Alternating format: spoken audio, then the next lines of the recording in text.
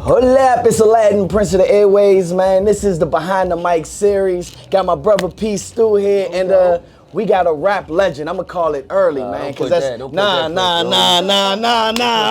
just call it what it is, man. I'ma call it what it is. You know what I'm saying?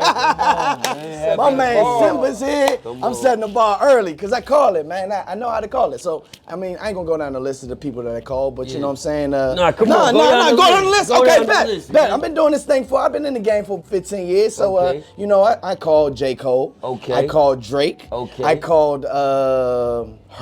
Ooh. I called Bryson Tiller. Goddamn, you I called Rocky, ASAP Rocky. So you might as well and I got, you know what I'm saying? So I know how to call it. You know what I'm saying? One of these labels need to call you. They need to. Like they like I really. Because these A&R. Hey, listen. I know the only thing I can't call is fame. Listen. Here's the crazy thing. I played the lotto. This is like maybe a month ago. I played the pick 3. Yeah. I picked 325. Literally the next Saturday, those numbers came out straight. Not when you hit it. But I ain't hit. Yeah, not when I played, but the week after. But I called it though. The OGs play 325 every day. I know. That's where I messed up. That's where I messed up. I know. That's where I messed up. You was a weekend off. Yeah, I was. I was a weekend off, but I'm close. But the one thing I definitely know how to do is call artists. You know what I'm saying? For sure. Longevity and all of that. I already see it in the future for you. You know what I'm saying? Definitely. So I'm gonna call you. I said it first. Okay. Symba the legend. You know what I'm saying? Remember that. Remember that. Aladdin and Symba. You know the underdogs. Yes, sir. Yes, sir. So we live at Lydia. You know what I'm saying? You know. It's smelling good in here. Hey, I appreciate it, man. Food smelling fire. I love it, man. I can't wait for you to try it. You know what I'm saying? We put a lot of work into this spot. Yeah. You know, a lot of great energy. My business partner, we named it after his mother. Okay. You know what I'm saying? That's dope. Yeah. So, That's dope. And this is just bodies everything of her. So it's Afro-Caribbean. Yeah. You know, black owned. Yeah. And you know, we in the secret room. You know what I'm saying? Where we do black owned everything. You know what I'm saying? Black owned spirits. You know what I'm saying? But you know. Before all of that, and you know, let's talk about you and your movement, and before we can move forward, you know, let's throw it back for those that may not know who Symba is. For sure. You know what I'm saying? Nah, definitely, man. I come from the Bay Area. Grew up playing basketball, moving around. You know, I was one of them kids that was protected. You know what I mean? My moms and uncles and everybody always tried to keep me away from certain things, keep me playing basketball. My older cousins, everybody, and around high school, man, going into college and shit, I had gotten into some trouble, and I didn't really pass my SAT test, so I couldn't go hoop. They wanted me to go to a junior college and play ball, and I just started losing the passion for hoop. I was running into issues with my coach. It just didn't really want to hoop no more. And then my homie right there, actually, I started going over their crib. They had a desktop mic and cakewalk. This before we even knew what Pro Tools was. Good cakewalk. Yeah, a cakewalk and a desktop mic. And then we just started going over there rapping every day after school, and I just fell in love with it, bro. Kept going. Was in the Bay Area. Around 2014, I moved to Los Angeles because I was starting to realize I knew how to rap, but I didn't understand the music business, and I didn't understand songwriting. Right. So I was just a good rapper. So I moved to Los Angeles, learned the business a little bit, got signed, got my first deal, which was kind of like a commercial to get to this point. Because it was a learning process for me. And I needed the bread at the time. You know, when you first moved to LA, you doing everything wrong. Yeah. You taking the DJs out, spending too much on bottles, you trying to get the table thinking this gonna help your record go up. Right. And it really don't work that way. What it comes down to is the music still gotta be good. Right. So I sat in the studio, bro, for years and got up under the homie Phonics and my homie Brooks and people like Hitmaker. My homie Cass, and just started learning songwriting and just trying to create better songs.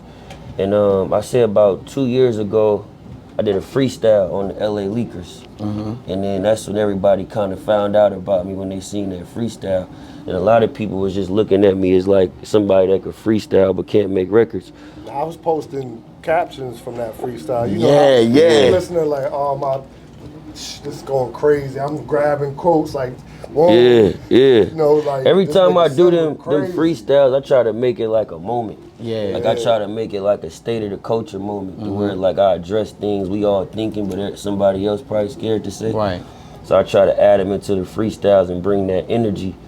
But yeah, man, I went up to the Leakers. Freestyle went viral. LeBron posted me, Shaq posted me. KD, like all these different people just rocking with me. And I start, like as good as it was kind of like everybody was looking at me as like a battle rapper. Like freestyle man. Right. So I wanted to prove like, nah, I know how to make music as well, you know, rap records as well. I ain't gotta like sound like the next person or sound like what somebody else is doing. So we spent last year just like dissecting rap records, listening to a lot of Hove, listening to a lot of Big, listening to a lot of Ross, and just finding out what made those rap records special. You know, when you hear a Jay Give It To Me, you know what I mean? When you hear a Hard Knock Life, when you hear a song cry, it's like, what make these records special?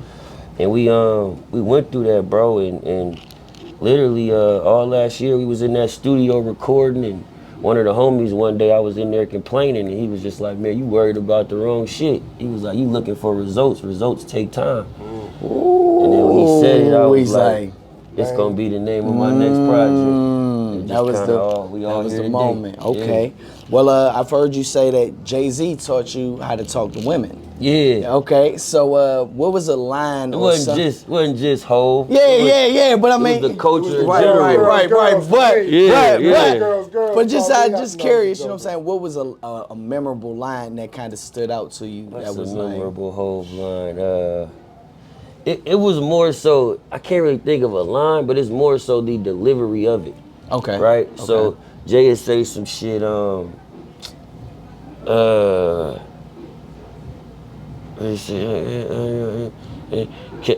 off Chris, Marty off Eve, can't keep their little model hands off me. Like he just say some slick shit. You know what I mean? To make everybody that just thought, I wish I never met her at all. But it kind of taught me like, you could talk to women in kind of like a vulgar way. It's just how you deliver it and like how you word it. You know what I mean? So I just took that, and when I would go to school, I would just crack jokes and say little funny things to make females smile and just continue the conversation from there. But I learned that from just hip hop as a whole, not just Hove.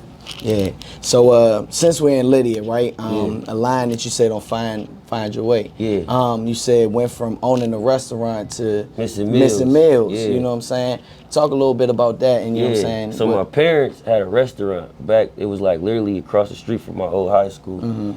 It was like one of the first black-owned seafood restaurants in Antioch. Antioch is this suburban community that's like 30 minutes outside of Oakland. Right. And a lot of people from Oakland, San Francisco, Richmond moved out to Antioch once they allowed Section 8. So it's kind of like turned into like a small little ghetto, because everybody would move out there. And my mom and them noticed like black people ain't really had nowhere to go get our type of food. You know, it was an Applebee's and a Texas Roadhouse and all this, but it wasn't nothing for us. So they created this this seafood restaurant, and my stepdad had unfortunately done some illegal shit right behind my mom's back, and we ended up losing the restaurant. So my parents was up like a good amount of money, but lost it all to fighting cases and doing things that my step-pops had put my mom through. And but it made me better. It made all of us as a collective a lot better, because I felt like I was like a spoiled little brat before that happened. Like I felt entitled to everything. I ain't miss no Jordans. I ain't miss no clothes that came out. But when I started missing them, I started feeling it. You know what I mean? So that kind of humbled me for real. It kind of made me the person I am today, to always greet people with respect, because you could be up one day and down the next. And people who you probably done something to in the past, they still remember the things you did to them. So I always just, stayed humble from that. In that area, what's the rap scene like in that area in the Bay? Because for those of us outside, you don't typically sound like the normal Bay Area for sure. Rapper, the E40s, the Mac Dre's, you know what I'm saying? So like, what is the rap scene? What was the rap scene where you was coming up, and what was your influence? The Bay is kind of like, so like how DC got go-go. Like that's how we kind of is with like the hyphy sound and like the funk music. So a lot of our music is rooted in like original funk, like it's heavy bass lines, it's up tempo, it's moving. California hot. People got their drops, tops. You know what I mean? It's different. But me as a kid, I kind of always bounced around. Right. My mom moved around, my pops moved around. And I always just bounced around, and I would notice like our music wouldn't always translate in other areas. So when I started making music, I was like, I want my music to translate everywhere. So I would take into consideration how music sound in New York, how music sound in DC, how music sound in Maryland. Right. You know, and just kind of add that to what it was I was trying to do. I was never kind of just one track minded on having like a California sound. 'Cause I felt like we already had that. Right. And there was already people for that. But let me go be the person that get the world to look at us from a broader perspective. Right, right. Yeah. So that's a very interesting thing, right? Because I feel like you're trying to expand, you know what I'm saying, your area sound, right? And Wale went through a very similar, you know, him being the first coming from here, and you really just trying to push the culture forward, right? Yeah. How is that responsibility, and how are you taking on that challenge? That's a good question. It's tough. Yeah. Because some people with it, and then some people feel like you take away from what it is they trying to do. And I'm never trying to take away from what people would know of the Bay as a hyphy sound or a mob sound, because that gives us our identity of who we are. That's where we come from. I'm just trying to expand it to people who may not know about that, into different sounds and different songs and different cadences, lyrics, all type of things. But you find people who feel like, you know, you may think you better than them, or you know, you taking away from what it is they do, or you think what they do ain't big enough, and that's not the case. I'm just trying to offer balance. Right. So it's music everywhere, right? We don't always gotta just listen to club music. When I go to the club on some real shit, I don't want to hear me rap in the club. Right. I don't want to hear the type of music I make. I don't want to hear that shit in the club. Right. You know, that's what I'm. Put some Future on, put some Baby on, put some Dirk on. Like that's what we got them for. But for me, when I'm waking up in the morning, I need something to make me want to get up. If I'm gonna go to the gym, I need something to motivate me. If I don't want to go to work that day, I need a song that's the soundtrack to that. Yeah. So I try to like make music for those moments, everyday moments that people live through, because people gotta live life more than they live in the club. Where's the name come from, Symba? What do you think? I mean, I didn't like. I was going through it. I'm like, is it Lion King? Yep. Oh, okay. It is, you know what I'm saying? Aladdin, you know what I'm saying? It was my favorite. See, you sound for real. You know what I'm saying? We got a whole. We got the whole. You know what I'm saying? Yeah. You know what I'm saying? Nah, when I was a kid. Symba burnt it down and took shots at Casa, did you? Yeah. Nah, when I was a kid, that was my favorite movie. So like my older cousins and shit in Berkeley, they used to always just call me Lil Symba. So when I started rapping, I just chose the name Symba. Wow. Yeah. Nah. But you know what's crazy, right? Because I look at how I got my nickname, right, Aladdin, and it's kind of crazy how it's kind of like the story of my life. You know what I'm saying? Like that underdog. Bro, you know what I'm saying? The Like Lion King's the story of my life. So his dad died young. My dad died young. He leaves where he from. I moved to LA. Yeah. Right? He goes, do what he do, becomes a man, come back to the Bay. I find myself going back to the Bay today, doing different things That's with my crazy. community. So that's crazy. So I'm like the street rap, right? Yeah. I grew up in the hood of DC, you know what I'm saying? Just kind of, and still like, you know, the underdog, but now I'm becoming, you know what I'm saying? And now people seeing like, yo, he's just not that dude, you know what I'm saying? That, you know what I'm saying? Like Aladdin was super stuck, but he was about, you know what I'm saying, creating for his people. Yeah. You know what I'm saying? Inspiring too for people from where y'all from, like to see that, like, cause you don't always gotta articulate it and say it. Right. You don't always get to say, like, we don't always get to every day just tell our stories. Facts. But you know, in this world with social media and our story, our everyday lives are kind of in the forefront for people to see. So, you know, if you've been looking long enough, or if you go back and look and follow brothers like yourselves and what y'all doing, that's inspiring. Like, from where they came from to get to where they at. I can do it too. You know, you gotta just look at it as a whole, bro. Like where we come from as a community, like as black people, we come from shit. Yeah. You know what I'm saying? Like one thing that I think like slave masters and all these capitalists wasn't thinking about was like we forgot about hip hop. You forgot that would happen. Like I think when they planned this whole thing, because it was to just keep us down here, and always feel like they could be superior over us. But I feel like one thing they didn't realize is like, damn, these are some talented motherfuckers, and they gonna find a way no matter what. They gonna find a way. So you got a song called "Can't Win for Nothing." Yeah. I swear, if that is going like it's so many women that I just hear. Yeah. You know what I'm saying? Just be like, yo, I'm trying to do the right thing. You know what I'm saying? I woke up, looked at my bills this morning. Yeah, you know what I'm saying? Teachers quitting doing OnlyFans. You know what I'm saying? Talk about how you came up and really just listened to the female voice to make that song. So, Pop, shout out my homie Pop Wenzel. He had came to the studio one day, and Pop is great at like making these beats that feel like samples but aren't samples. So he was playing it, and then when I came up, when I knew that I was gonna name the project Results Take Time, I had wrote a bunch of things that come with those emotions, right? And results taking time, so like sacrifices, better days, can't win for nothing. Some days you feel like you can't win for nothing, right? You go through things. And we was in the studio, and I came up with the hook, and then as we was writing the verses, my homegirl China, who's Dallas Martin's assistant, that's who signed me at Atlantic. Okay. She just always like the life of the room. Like any room she walk in, like she gonna say something funny, you know, like exactly what she's saying on that song is how she is 24/7. Her today. Like, all day. Like she just brighten up the room. So she come in one day and she not like herself. Right? She just like kind of dragging. And I'm like, China, what's wrong? She like, man, I'm just tired of these bitch ass niggas, man.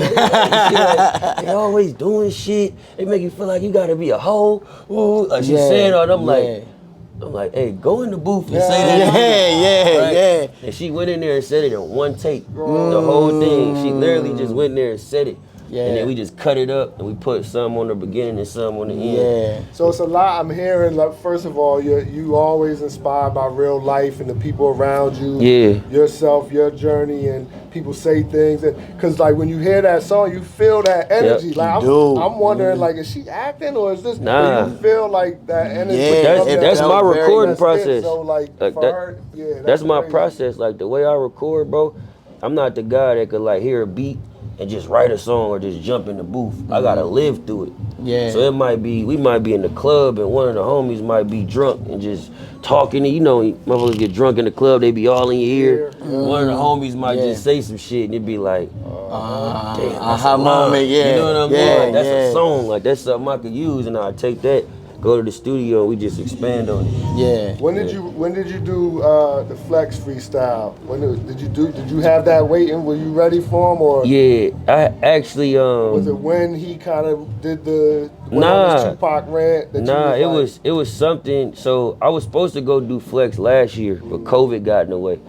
And as a West Coast artist, like we all kind of like rock with Pop. You know, like we grew up idolizing Pop. We was big Pac fans in DC, you know what I'm saying? Like, it's crazy, even though New York is closer, like, it was Pop, you know what I'm saying? Like, we rock with Pac, and then last year, I was like, man, I'm gonna say something to him about Pac. And then they canceled the freestyle because it just didn't make sense to do it at the time. So I never really got to get to it. So when my publicist called me and told me we was gonna go up there for the album rollout or whatever, I was like, okay. I start putting it in my mind. And like when I do them freestyles, it's a certain like formula I go through where like I go look at every single freestyle, right? Every single one. I look how people were sitting, what they said, what they didn't say. And in all the comments I would always see, man, Flex don't like Tupac. Ooh, Flex don't like Tupac. So it was just reassurance where it was like, okay, I gotta say something. But at the same time, it's like I can't disrespect him. Because that's Flex. He's a legend. So I gotta word it in a way to where he get where I'm coming from. You know what I mean? So about a week before, you know, I did a lot of research and then I had wrote it. I kind of started putting it together the week before. Then I recorded it like 4 days before I went up there and just listened to it every day. Just listened to it every day. Went up there. He didn't even know I was gonna come in there and do that. That's crazy. Yeah. What was his response? He loved it. He loved it. I Yeah, he loved it. Never hear no more. Soon as he stopped recording, he said, some Funk Flex, you know what it is, Hot 97. bro, we dropping that at 10 a.m. He said we dropping that at 10 a.m. tomorrow. Because you went in there respectfully. Yeah. Like respectfully, man to man. Let me Yeah. tell you what it is. Yeah. It wasn't no rah-rah, I'm gonna knock sure. your head off. And that's in the West, you can't come check in when you come. It wasn't none of that because Flex, the natural response as a man to that is on some, like, well, on some real shit, so, that's a deeper conversation. It's just like how we can express our problems with somebody without it having to be violent. You know what I'm saying? Like you can express, you can have a conversation about it, and y'all can come to some type of agreement. It's all the communication and how we communicate. It's more than just words too. It's inflections, tones, facial expressions, all of that. We always mean mugging, ice grilling. Everything. You know what's wrong with smiling? I like to smile. Facts. That's my defense mechanism. Facts. Yeah. Even when I'm angry, I gotta smile and laugh like I'm about to kick this nigga. Right. Smile through it, but you know, yes, definitely as a culture, in hip hop and all facets in the community, we would be much better off if we just learn how to communicate with each other. A lot of lives could be saved with a conversation. You know, shit ain't that deep, man. It's not ain't that deep. That's crazy. So I know on the album you talked about, you know, being a GOAT and living, you know what I'm saying, that it takes more than just the music. Broke it down too. You know what I'm saying? Really broke it down. So outside of this music thing, you know what I'm saying, what does Symba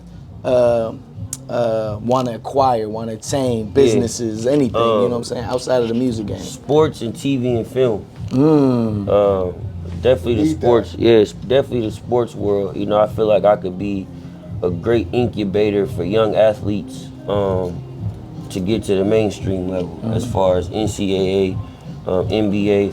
You know, high school basketball is like it's a big culture now. You know what I mean? High school basketball is a big thing. Some of these high school basketball games is looking like college games. Some of these players got a profile, and then these kids is able to get paid today. You know, my man Mikey K getting it. You heard him. He said he trying to be a billionaire by 25. And he's doing NIL. He's not even in the pros yet. Facts. You know what I'm saying? So I'm glad that they did open it up. You know, for young. Especially again in our culture for young, because you know that it's a numbers game. Like how many NBA players is it? Like it's 30-something teams. Man, I say it all the time, bro. It's people, like it's 4,500 college basketball players every year, right? Only 60 of them get picked. Come on, man. So the chances of actually going to the league is very slim. Off in the out of them 60, only about 15 to 20 stay. Baseball the only one. They got you know farm systems, so they draft hundreds of people Facts. every year, but for the most part, definitely, you know what I'm saying, you could get your money. Speaking of sports though, like it's a lot going on in the sports world as it pertains to our culture. You know, you see the Celtics coaches in some hot water. Man. What's your any thoughts on that? Feelings on that? Black men don't cheat. Keep you out of trouble. we'll know. You know, pray for them. Yeah, man. Another side of the sports thing. I mean, how do you feel about, you know what I'm saying, seeing the NFL reach out to Jay-Z and you know what I'm saying, his involvement in trying to, you know. I think that's important. I think sometimes like we get too caught up in just like worried about being victimized, and then we don't have conversations on how to move forward. And I think what Kaepernick did was great, but at the same time, it's just like, okay, what do we do about it? You can't can't keep complaining about the need and everybody take a knee. It's like, how do we fix the issue? And I feel like what Hov was trying to do was bridge the gap to fix the issue. So certain conversations got to be had. We can't just sit here and complain. They can't just sit here and say we wrong. You know, somebody got to put their neck out there and have that conversation. So I think it was great for him to be able to do that. I just read something right before we started that was saying I think Rihanna might be doing the halftime show for next year. That would be that's crazy. 2 years in a row as Black artists. You know? I heard Doja Cat making a push for it too. But you know what I'm saying? But like that's our culture. You know what I mean? We so used to seeing other cultures and other genres up there for the last 2 to 3 years. It's been about us, and Hov has played a big part in that. So I think it's important. I read a book a while ago, because we do read, you know what I'm saying, but $40 Million Slave, I believe it was called. It talked about sports and the ownership how the owners and how sports is structured, and we getting a lot of money in sports, but you know, we basically signing our lives away, our rights away, what we could say. We say something crazy, we get suspended, we get, you know, it's fines, like, crazy. Sometimes the like NFL and NBA seem worse than the Fed sometimes, the way they, you know, suspend, and you know, even recently with the owner of the Phoenix Suns, and he got caught out there disrespecting our culture, like so many of them do. We know it seems like most of them do it. It's just now a couple of them are getting caught. So, like, what can we do from our position as players and entrepreneurs to help? I feel like the first thing we gotta understand, man, is like America is still like a relatively new concept, right? So it's like America is only like what 247 years old or 46 years old, right? So this is a country that was built on capitalism, capitalized on our people. We've built a lot of these cities, never got credit for it. We built a lot of culture, never got credit for it. But what you're starting to see happen is we taking back what's ours, right? And it's a process that comes with that. A lot of these ideologies got to die out.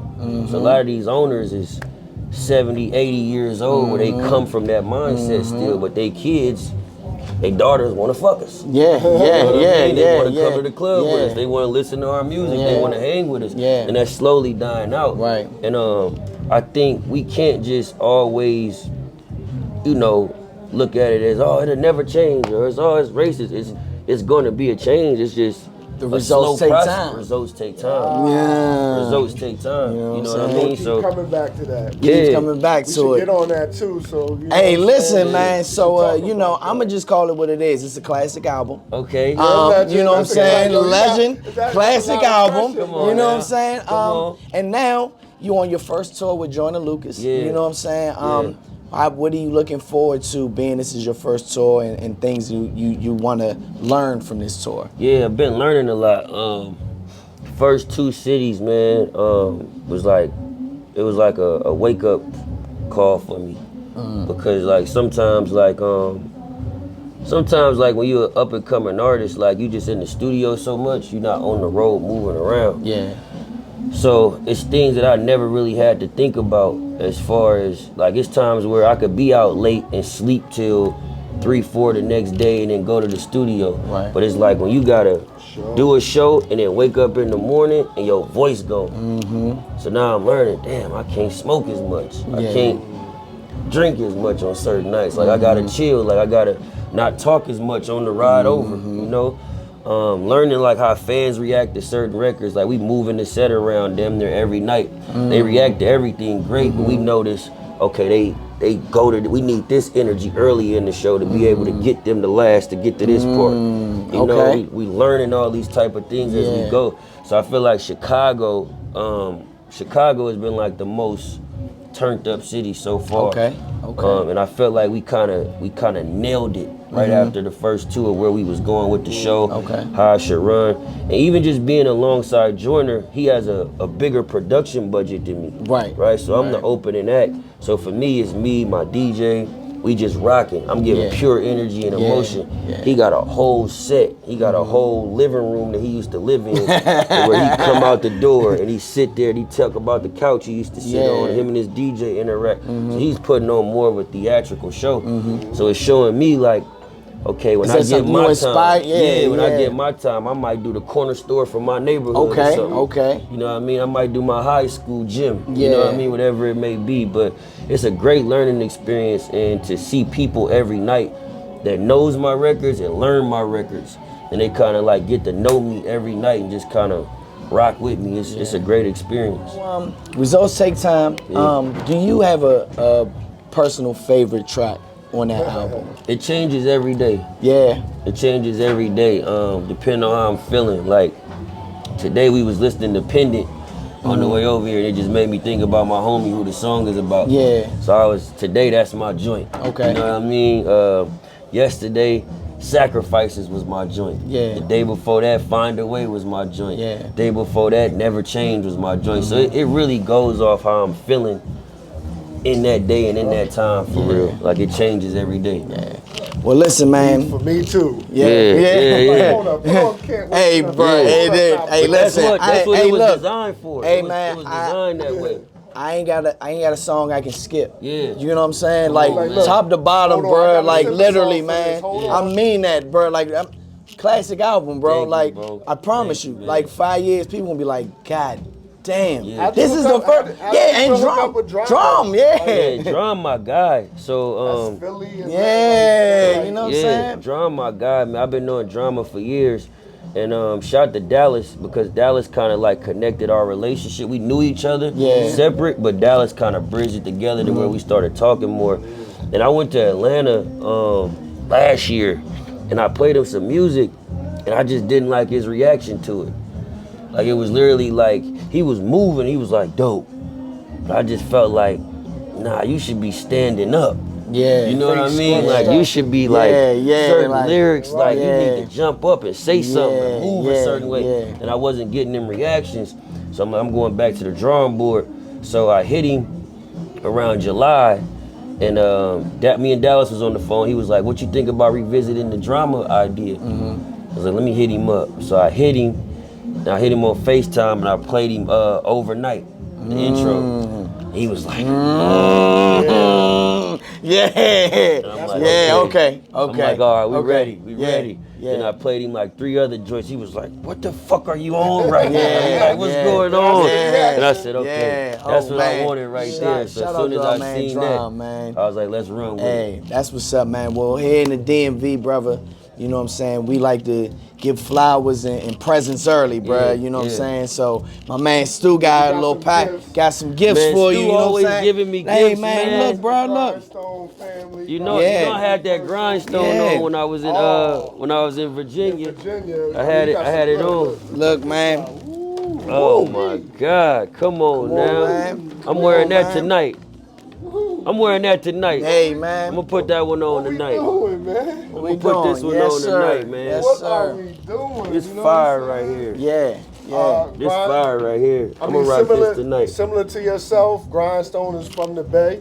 Yes, sir. I remember you told me. He's been out here in the DC area for a long time doing it, putting it down. Everything is And y'all got a dope handmade, store like, too. The store is incredible. Yeah, The store is incredible. 2118 18th Street, Northwest DC. Whenever you're in town, you know what I'm I'm saying. rocking that. Hey, tonight. man, and this right here, we gonna call this the DMV, Oh, the man. GVE DMV. Nah, look, I need you to open this, Joe. Nah, the DMV pack. Yeah. So listen, this is everything you need when you go in the studio. You know what I'm saying? Yeah. So a little bit about myself. You know what I'm saying? I'm a man. producer.